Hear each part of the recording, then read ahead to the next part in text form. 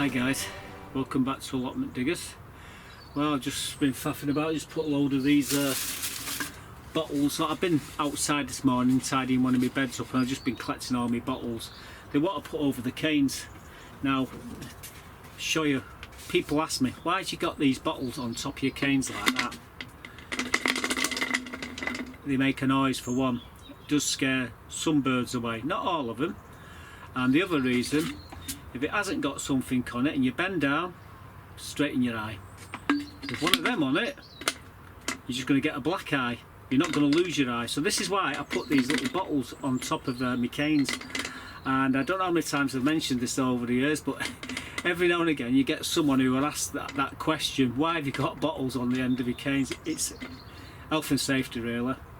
If you fall over on one of them, it can go straight through you. This on it will bust you, break your rib, but it won't penetrate your skin. So that's why we have them on us. You're probably going to ask, where'd you get these from? Well, these are these kiddies drinks. You get 18 in a pack for £3 in Asda.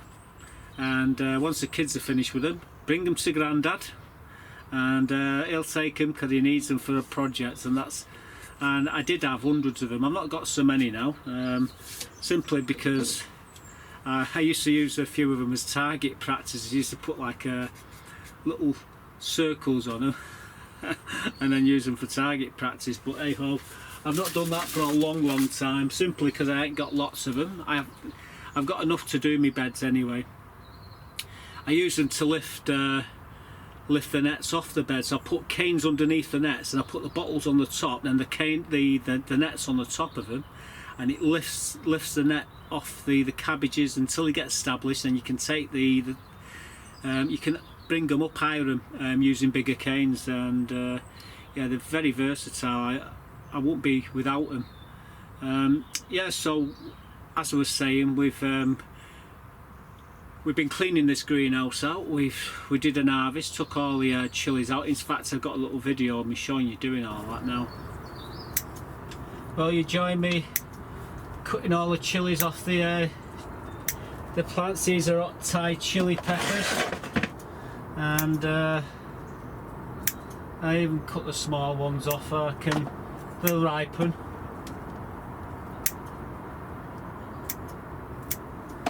That time of year when I take all of the plants and we cut them all the tops, anything. It doesn't matter if it's green, it will ripen. There's several things the missus does with these. She purees them, she preserves them in olive oil, she liquidises them, sticks them in ice cubes in the freezer. There's so many different methods that she uses to preserve them all.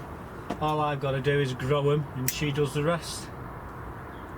Although, you know, I mean, I'm not incapable myself of doing it, but she enjoys doing it at the end of the day, so encourage her. All the green ones will go red eventually.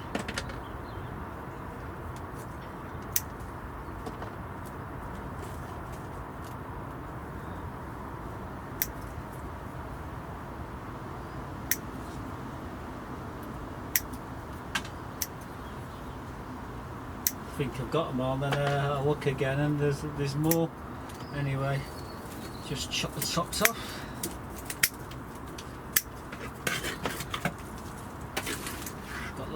Bucket here at the side of me.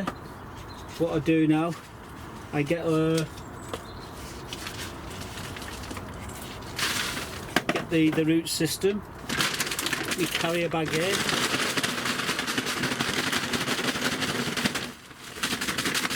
Shake all the compost off them. There's a root system. I could save that plant, but why save it? I can grow this again next year. It's dead easy to do. And you've probably seen many a video that I've done on how to grow your chillies. Spider. Don't like killing spiders.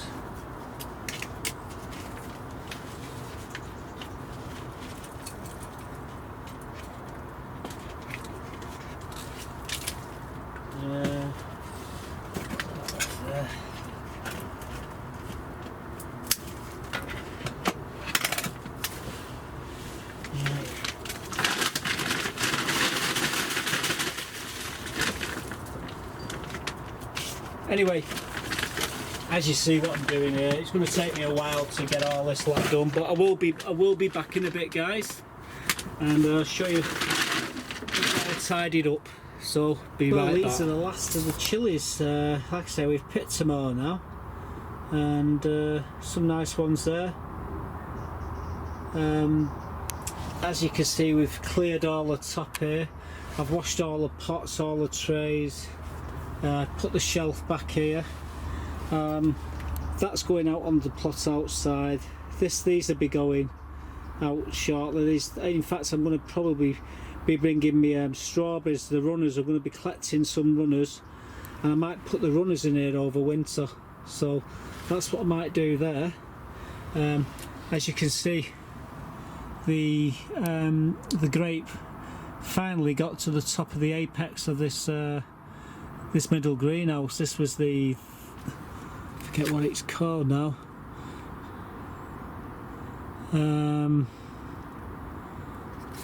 What's not written there? Something blank. Anyway, it's a white grape, and it's not done too bad for about 4-month growth. By the end of next year, it'll be right down the end of it. And you see these things here, that's where we'll send it along.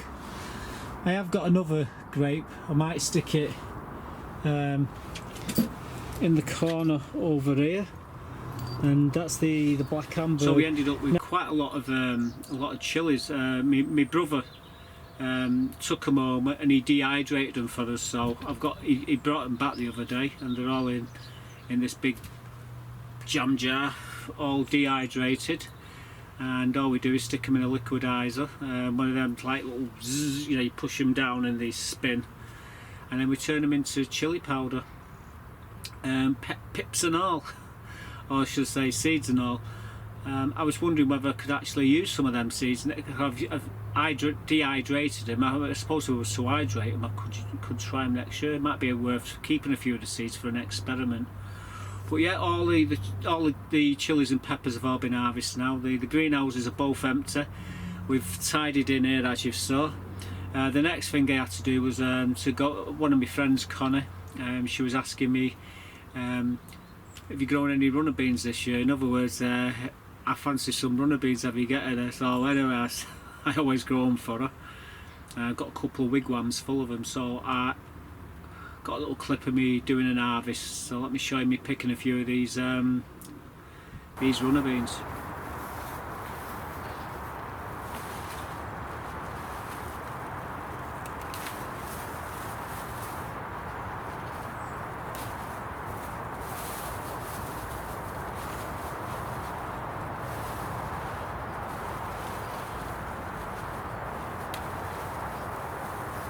Some nice beans there.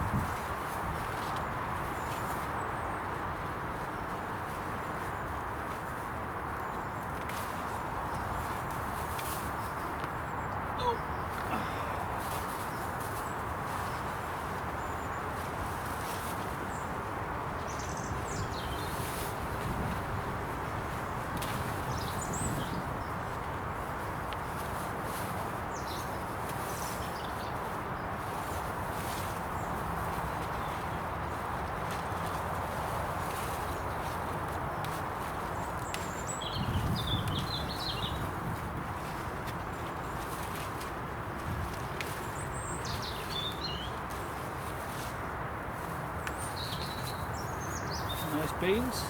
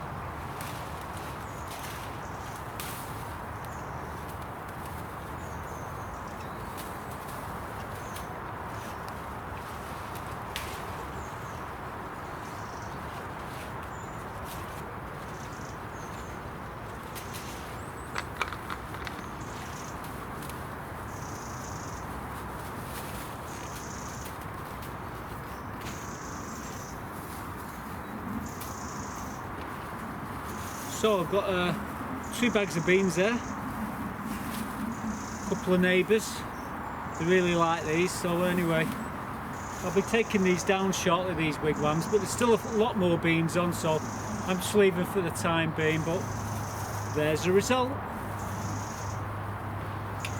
So we ended up with 2 bags, there's still a load on there. We're going to be taking them down shortly, and I'll be cutting all the tops off of daffodils. In fact, what I'm doing now, I'm starting on the back beds, clearing them all, getting them all tilled. I just started to get them all tilled. That's where these plastic bottles have just come off a bed next to the chickens. We had a load of Swiss chard in there. I've got a clip in me actually tidying that bed up. You see me lifting some of the Swiss chard and giving it to the girls, and you're going to see me raking it, owing it, and we'll get to see what it looks like at the end of it. Well, today we're going to lift that Swiss chard out. I'm going to tidy this bed up, 'cause I'm going to be putting my elephant garlic in there later on in the week, but I'm just going to lift that out now. I'm going to give some to my girls.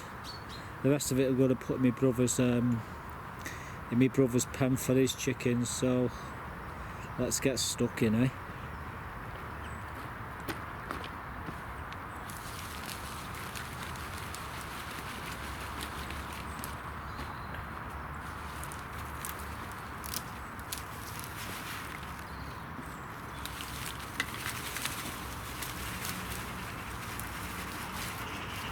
What we got here for you, eh?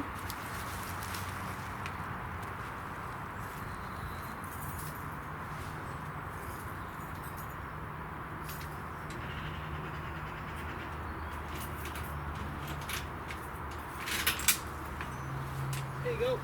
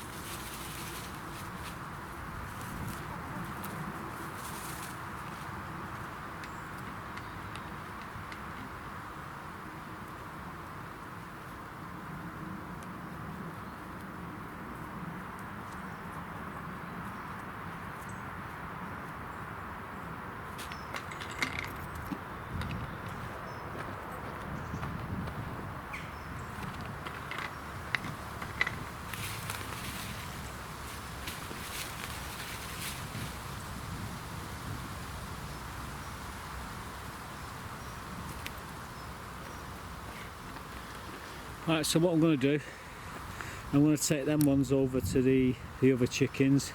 I'm going to put these bottle tops, I save these are brilliant. Stop you losing your eye, and again, if you put them underneath your nets, it keeps the weight of the net off the plants as they're growing. So yeah, we definitely need them. So I'll be back in a moment or two. We've got the weeds out, most of the weeds out. I'm just going to give it a quick hoeing, rake it flat, and this should be ready to go. I did pull out a lemon balm which had self-seeded in there. I'm going to pot that into a pot in a bit, but first things first, I'm going to get this all hoed in, so hang on a moment. Crack on.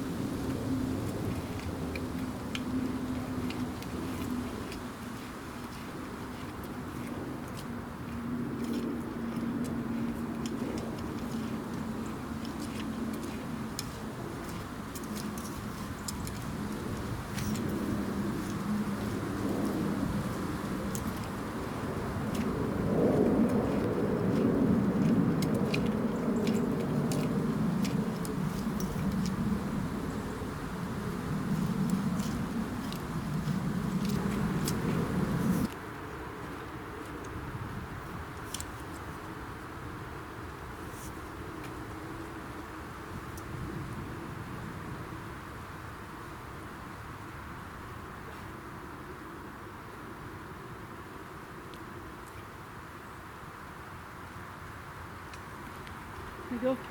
Ooh, what's that?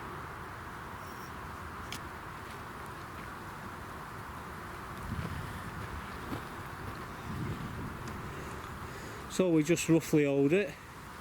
I'll give it a quick raking, and this bed will be ready to stick the elephant garlic in. I'll add some bloodfish and bone into here, give that a good raking in as well, and I think we'll be good to go. I'll take these bottles as well. We've got 6 bottles here. We use 6 of them to hold the nets down. So I'm going to put them into the greenhouse until I need them again. But yeah, we always have the bottles on top of the cane so we don't take his eyes out. And they do make a noise, and they do deteriorate 1 or 2 creatures which frequent the allotments. Anyway, the girls got the Swiss chard, and so did my brothers.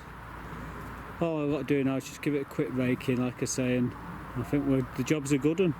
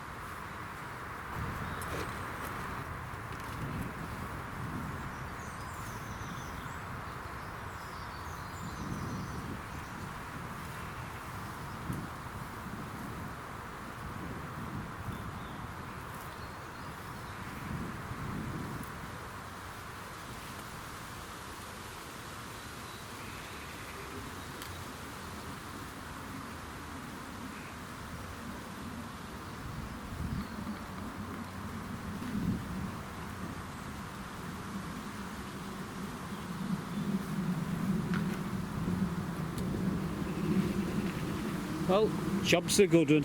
We even did that one as well. So that's one bed done. Well, when I was clearing that bed out the front, just saying, with the taking the Swiss chard out, I found this. It's called lemon balm, and it's self-seeded from me bushes on the other side, and it looks really healthy.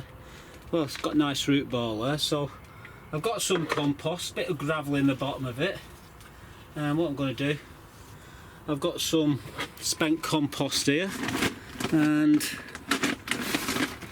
what I'm going to do is give it a chance.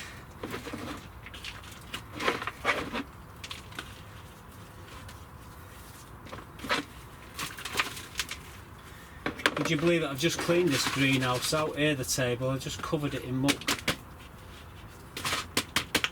There we go.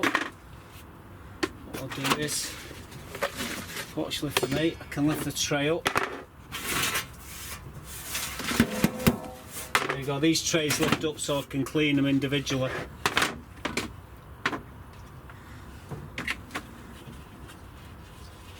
Yeah, so that smells lovely, that. We'll keep that in the greenhouse. Get a bit of water in.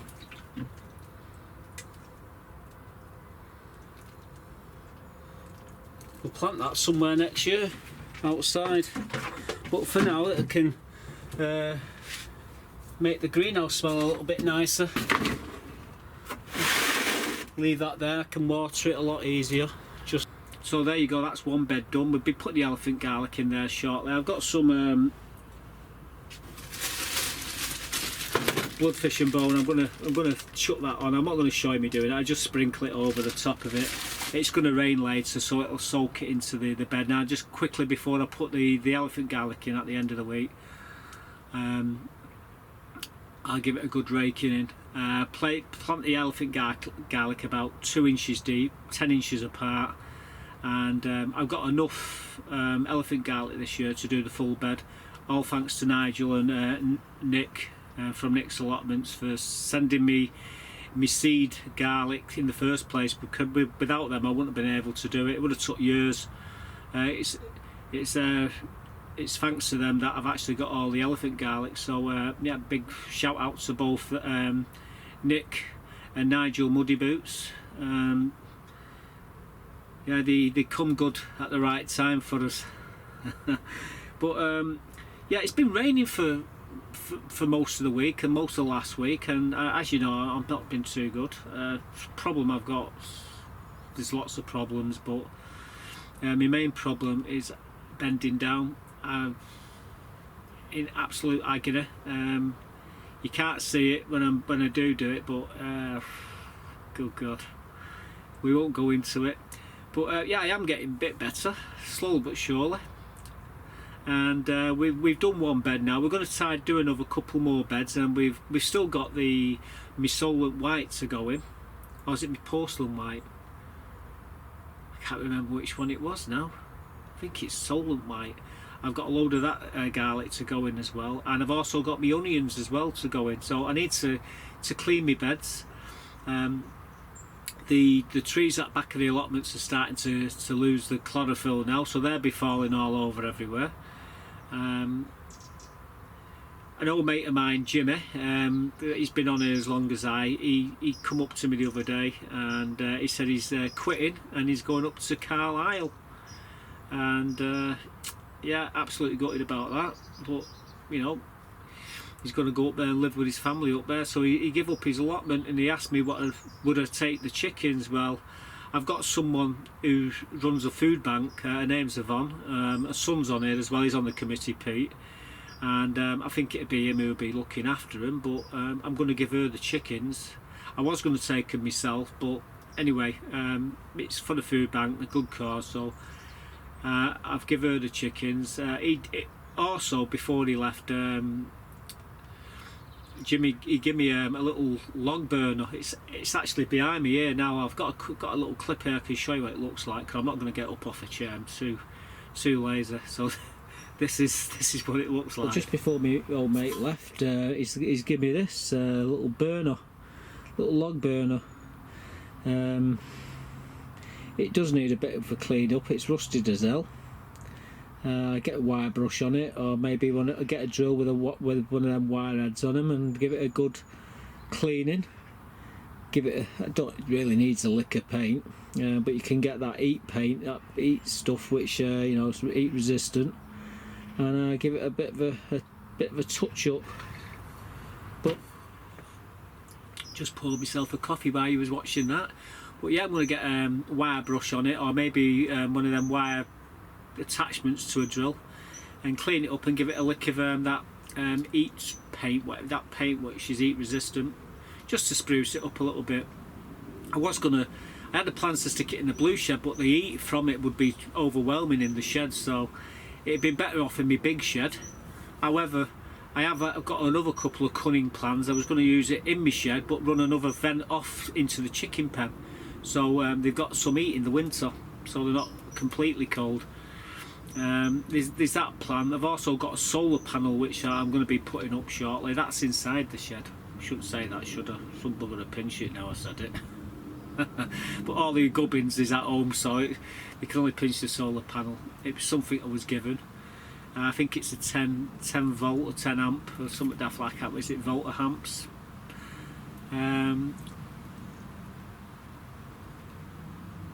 Amps. 10 amp, yeah, 10 amp, not volts. I have to think about that. But I'm going to be putting a light in there. Well, putting a light.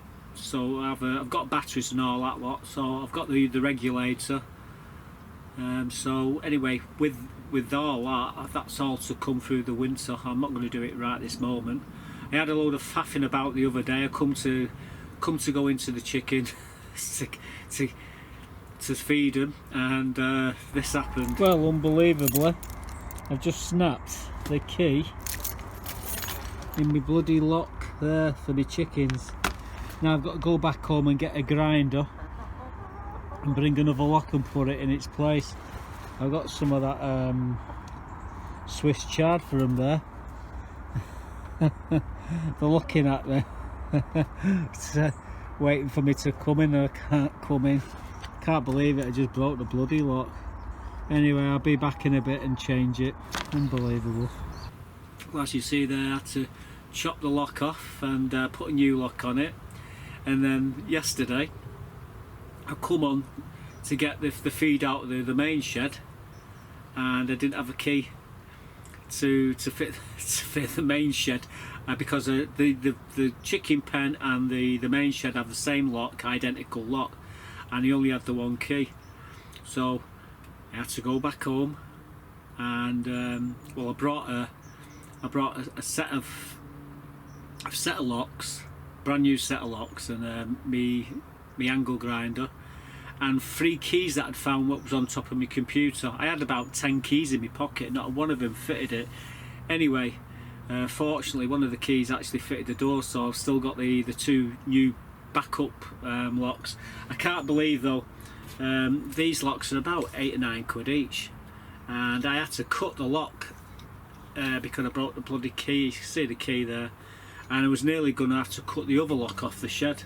Luckily for me, there's the other end of the key. That's me heavy-handed. Yeah, what a lot of faffing about I had. It's Sunday today.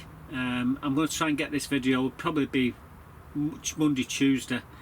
However, I have got a little bit of a filler video to show you, because there's not been to do much on the allotments because of the rain. But I was going to the car boot this morning, and I was going towards Trinity Bridge, and that's the bridge what lifts up over the Alley-O. Excuse me the singing, it's only a brief moment, you might hear me sort of hum a tune in this video, but this is what happened. Stuck here watching Trinity Bridge go up. Looks like we're going to have a boat going past in a moment. A couple of geese there going over it.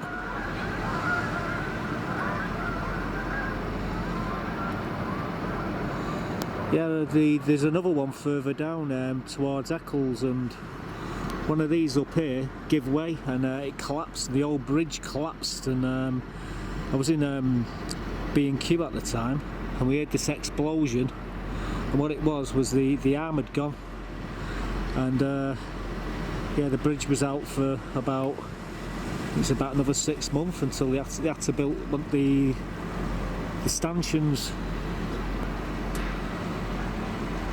It's pretty good though. Must be a big boat that's going over it. Oh, I can hear a load more geese coming. Actually, they're underneath the bridge. Yeah, we're just about to go across it when it stopped. There they are. Even look at these geese there. Well, it's at its highest point. Just happened to have my camera with me. My car's here, turned off. Just make sure I've got my keys out. Don't want to be locked out. There's a lot of activity going on here. More geese over there. Probably a ship coming down the Alley-O. It's probably a ship this way here. Leaving, going towards Liverpool. Although it could be coming from Liverpool. So this side here is Manchester. This side here is Liverpool. Well, I can't see anything at the moment.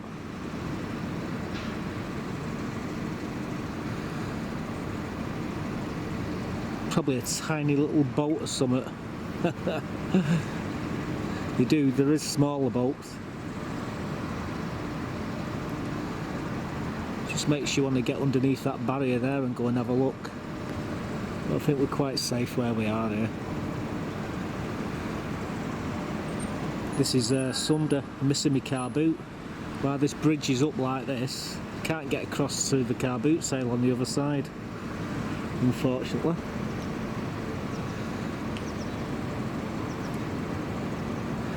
Well, here it comes. It's coming from Liverpool. It's only a small one. You can see the mast there.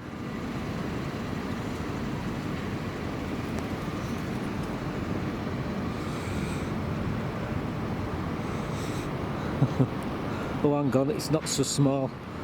That's the mast there. There's the other end of it.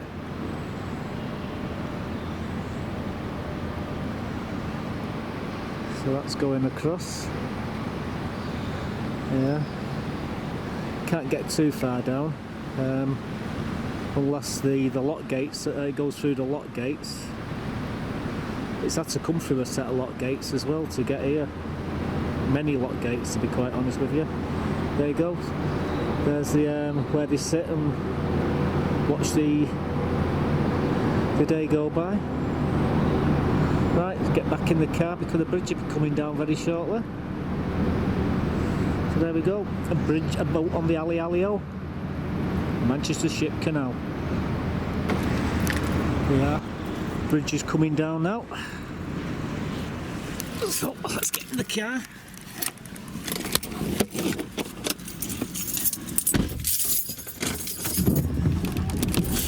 Yeah, it's raining as well. Yeah, that was fortunate, wasn't it? Catching the bridge and the boat. Don't normally see that. Probably this bridge goes up and down probably twice, 3 times a week. There are bigger ships that go up the river towards Manchester, and that one there was coming from Liverpool into Manchester.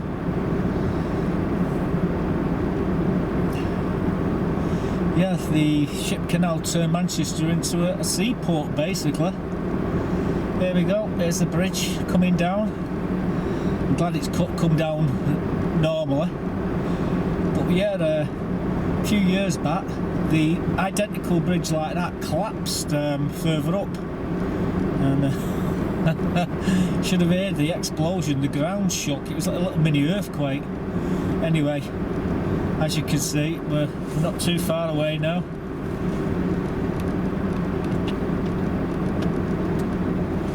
It's almost down. The ramps will go up in a minute, the barriers.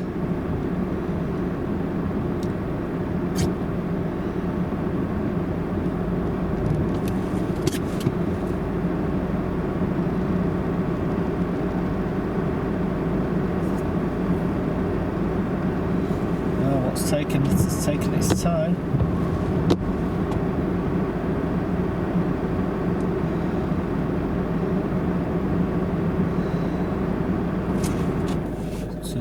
Fan off. There we go, and we're out of here, guys. So there you go. Hope you enjoyed that. Yeah, we're heading towards Bowler's car boot sale. So as you saw there, the great ship sailed on the Alley-O. Yeah, it goes about another 400 or 500 yards up the canal. It docks this, I don't know what it drops this, I think it's something like, it's some powdered, I think it's for making batteries or something like that, you know, I think it might be beryllium or something like that. I couldn't be quite, to be honest with you. All I do know is something like cement, or it's some element, something for making batteries. There's a company there, and they collect it, they get the loads by the shipload, and it comes up every few weeks, dropping these loads off. And yeah, we got lucky there with that. I thought it was a little boat at first until I saw the where they actually drive is it the something else, I can't think of what it's called now. Anyway, you've seen the bloody thing. It was massive when it come past. That bridge what you saw going up, as I was saying in the video, a few years back I was in B&Q, it was in Trafford Park, and you heard this humongous crash, and the ground shook. It produced I think it was about 1.5 on the earthquake. What happened, one of the stanchions collapsed and the old bridge just come crashing down on an angle, and yeah, it cut the canal off at that point, because no ships could get up or down it. It was absolute nightmare for that company who you just seen where the ship was going up to, they couldn't get up to where it was. So you can imagine the bill, what they was putting in compensation of, I think it was Peel Oldens who owned the bridge. Anyway, they fixed it, and it's the same bridge as what was being raised up. They had to replace one of the pillars. It completely smashed it all. So anyway, that's what I've been doing. I'll take you around the plot. I've got to do a lot of taking all the gladiolas and the lupins. Everything's going to be coming out shortly. Just letting it all die back. It doesn't look pretty, and I will show you what it looks like before I start to tidy it up. You don't just want to see pretty things, you want to see what it looks like when it all goes pear-shaped. And it's not pear-shaped, but it just the things are dying back now, so I'll be taking them out shortly. I'll try and show you that again in the next video if it isn't bloody raining. So I can see clouds gathering over there, and what I really want to do is go and get that spread into my plot, into that bed that I've just hoed. So thanks for watching, guys, and I'll see you all back here next week, and hopefully we can get a few more beds cleaned up, and we can get the garlic and onions in, because I'm probably about 2 weeks behind everyone else. However, I do like to put me garlic in on the 5th of November. It's something I do every year, so we're not too far away with that. The onions, however, I want to get them in a week or two before that. I might end up with a week. So until next time, thanks for watching. Goodbye for now.